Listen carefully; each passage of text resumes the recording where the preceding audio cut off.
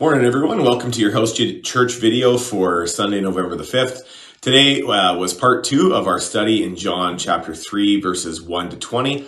Last week, we looked at the history, kind of why Jesus had to come, why sin is a problem for the human race, some of the big background pictures to a huge verse in the scriptures. And today, we got a little more into the nitty gritty or the small particles of that conversation between Nicodemus and Jesus. And so, as you study together, we're going to look a little more nitty gritty, a little smaller at what's going on in our own hearts and some of the issues that we have in there, just like Jesus was doing with Nicodemus. One of the things you're going to talk about is doubt in your salvation. We all experience doubt. It's something that we wish we didn't, but that we can't help. And so we're going to examine why we feel those doubts, what causes those doubts, what causes those questions.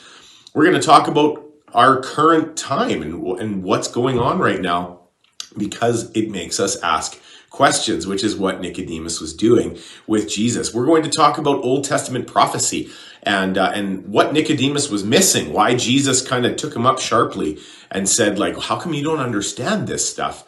And then we'll also talk about faith being tied to action, like why those two things are united, and how that, and maybe you want to discuss, this isn't in your questions, but maybe you want to discuss how that's tied into earning or not being able to earn salvation.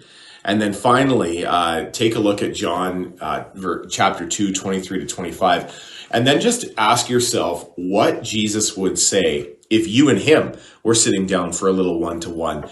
Would he have something that he would like to say to you about some of the things that are in your heart? So I hope the conversation is well. I hope you guys go deep into this. God bless you in your study, and we'll see you next week.